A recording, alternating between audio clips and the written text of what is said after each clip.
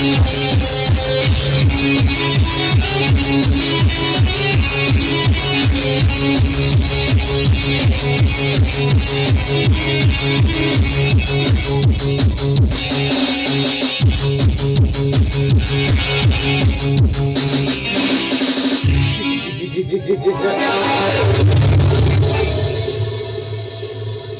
ಊರಿನಲ್ಲಿ ರಾಮ ಮೈಲಾರಿ ಪುಂಡ ಪರಶುರಾಮರ.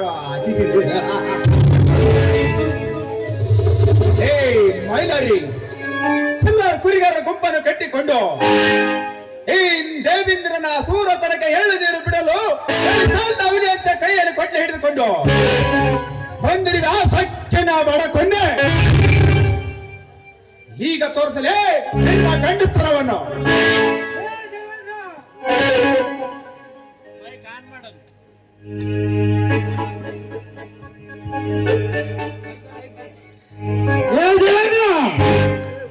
ನನ್ನ ಗಂಡಸರ ಬಗ್ಗೆ ಮಾತನಾಡಿದರೆ ಗುದ್ದಿ ಅಂತ ಗುದ್ದಿನಿ ನಾನು ಕೊಂದು ಬಿಡಬೇಡ. ಧನ್ಯರ ಊರಿ ಮಿಕ್ಕಿದ್ದುಲೇರಿ ಇವತ್ತು ನಿಮ್ ಪಂಜಾರದ ಸಿಕ್ಕತ್ತೆ. ಈ ಮಗ್ಗವನ್ನ ಹಾಕ್ಸಂತ ಇವತ್ತು ಹೇಳ್ರಲ್ಲ. ಹೌದು ಮಂಗ ಕೊಪ್ಪಿದ ಕಾಡು ಕೋಣಕ್ಕೆ ಸಮಗಾರನ ಮಚ್ಚಿ ಪೆಟ್ಟಿ ಎಂದಂತೆ ಸಿಕ್ಕವರ ಹೊರದಲ್ಲಿ ತುಡಿಗಿಲೆ ತಿಂದು ತೇಗಿದ ಈ ಕೊಪ್ಪಿದ ಕುರಿಗೆ ಹಾಯ್ದ ಕಬ್ಬಿಣದ ಸಲಿಕೆಯಿಂದ ಪರಿಯಲೇಬೇಕು.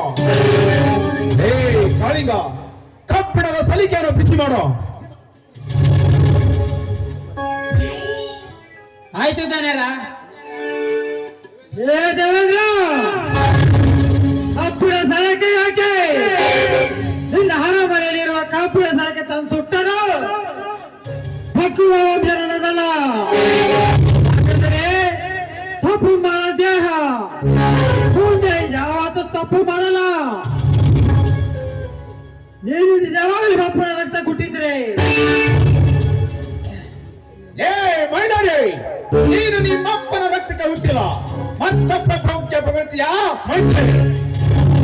ನನ್ನ ಹೆಸರು ಕೇಳಿದರೆ ಇಡೀ ತಾಲೂಕಿನ ಜನರೇ ಹೆದರಿಕೊಂಡು ಚಡ್ಡಿಯಲ್ಲಿ ಮೂತ್ರ ಮಾಡಿಕೊಳ್ತಿರುವಾಗ, ಏ ಮೈಲರಿ, ಇದುವರೆಗೂ ನನ್ನ ದ್ರಾಕ್ಷಿ ತೋಟದಲ್ಲಿ ಒಂದು ನಾಯಿ ಮರೆ ಸಹಿತ ಕಾಲಿಟ್ಟಿರಲಿಲ್ಲ. ಅಂತದಲ್ಲಿ 8 ಕುರಿಗಳನ್ನು ಒಗ್ಗಿಸಿ ಸತ್ತ ಹರಿಶ್ಚಂದ್ರ ಆಗರ ಹೊರಟಿಲ್ಲ ರಕ್ತಕ ಹುಟ್ಟಿದ ಕೊನೆ. ನನ್ನ ತಾಯಿಗೆ ಜಾಣನೆ ಅಂದ್ಯಾ? ನಿನ್ನ ಹೆದರಿನ ಸರಿ ನಿನ್ನ ರಕ್ತವನ್ನು ನೀರಿನಂತೆ ಘಟಕಡೆ ಕಲಿಯುಗದ ಮೇಲಾಡಿ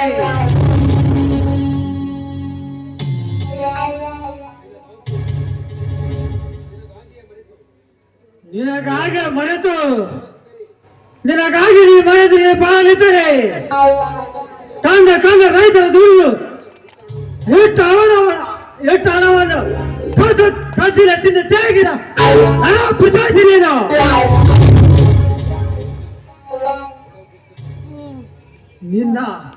ನಿನ್ನ ಶರೀರ ಈ ಬಡ ಬೀಜ ಕೊಡ್ಲಿಗೆ ಈ ಗೋವು ಹಾಗೆ ಈ ಗೋವಿಗೆ ಉಳಿದುವುದು ನೆಸದ.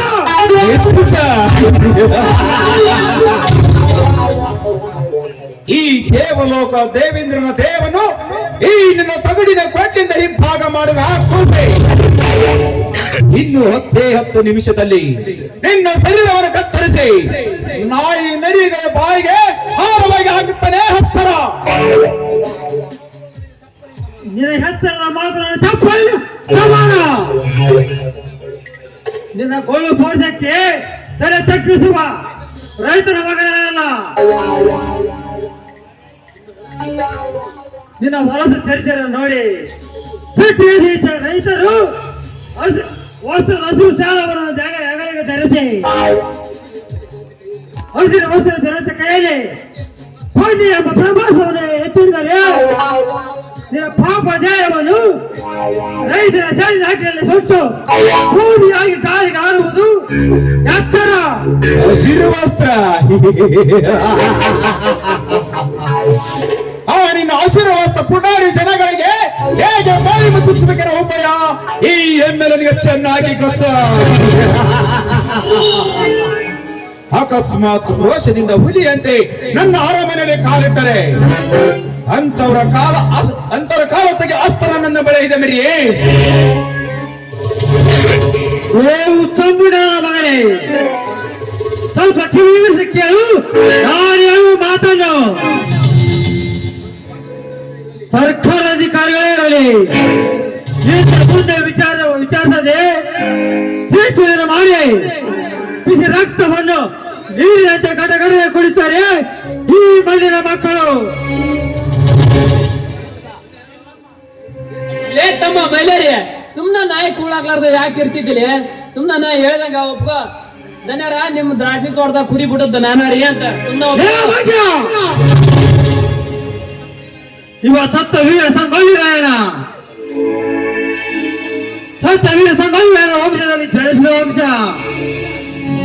ನನ್ನ ವಂಶದಲ್ಲಿ ಎಷ್ಟೇ ಕಷ್ಟ ನಷ್ಟಗಳು ಬಂದರೂ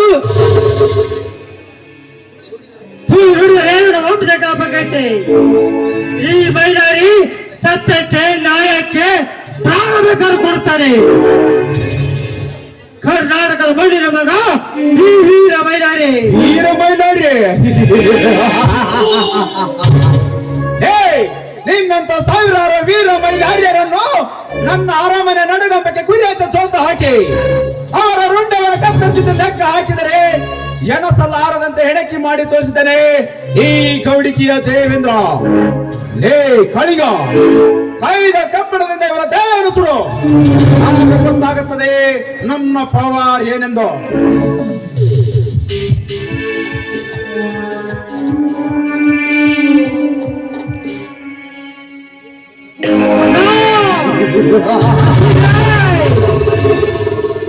ದೇವೇಂದ್ರ, ನನ್ನ ದೇಹದಲ್ಲಿ ಸರಸಾಡುವುದು, ಉರಿಯುವ ಬೇಕಿದ್ರೆ ಸರಸಾಡುವುದು ಎರಡೂ ಒಂದೇ. ಇವತ್ತಿಲ್ಲ ನಾಳೆ ನಿನ್ನ ಪಾಲಿಗೆ ಬೇಕಿದ್ದ ನಾಳೆ ತಿಳ್ಕೊಲೇನ ಮಂಗನ ಮಗನ. ನಾನೊಬ್ಬ ಪ್ರಜಾಜನತೆ ಪ್ರತಿನಿಧಿ, ನನಗೆ ಮಂಗನ ಮಗನೆಂದು ಹೊಗಳಿದೆಯಾ? ಹೇಳಿಯ ಮಗನೇ, ನಿನ್ನನ್ನು ಈಗಲ ಜೀವಂತವಾಗಿ ಸಮಾಧಿ ಮಾಡಬೇಕು.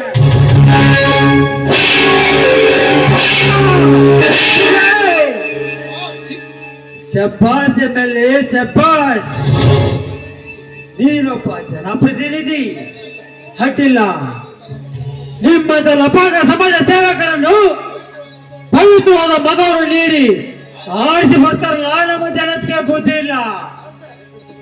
ನಮ್ಮ ತೆಗೆದುಕೊಂಡು ನಾವು ಹಿಡ್ಕೊಳ್ಳಬೇಕು. ನೀನು ಕಟ್ಟಿದ ಸರಪಳಿಯನ್ನು ಹರಿದುಕೊಂಡು ಬಂದು ನಿನ್ನನ್ನು ಕೊಂದು ಬಿಡ್ತೇನೆ. ಎತ್ತರ. ಹೇ ಮೈಲಾರಿ, ನಾನು ವಿಧಾನಸಭೆಯಲ್ಲಿ ಕುಡಿಗಿದರೆ ಮುಖ್ಯಮಂತ್ರಿಯನ್ನ ಹಿಡಿದು ಸಪುಟ ಮಂತ್ರಿಯವರೇ ಕಡೆ ನಡೆಯುತ್ತಿರುವಾಗ ಇನ್ನು ನಿನ್ನಂತ ಪುರಪಾಸಿ ರೈತನಾಗಿ ಹಂಚುವ ಮನುಷ್ಯ ನಾನಲ್ಲ.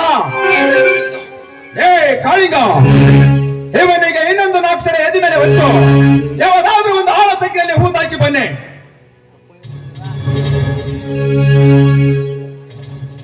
ಅಪ್ಪಣೆದೇನಾರ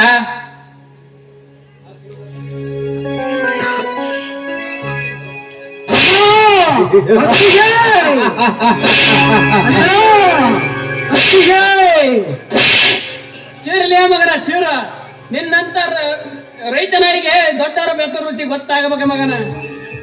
ಲೇ ಕಾಳ, ಈ ಮಗ್ಗವನ್ನ ಸನಿ ವಾದ್ ನೀಡ್ಲಿ ಮಗನ.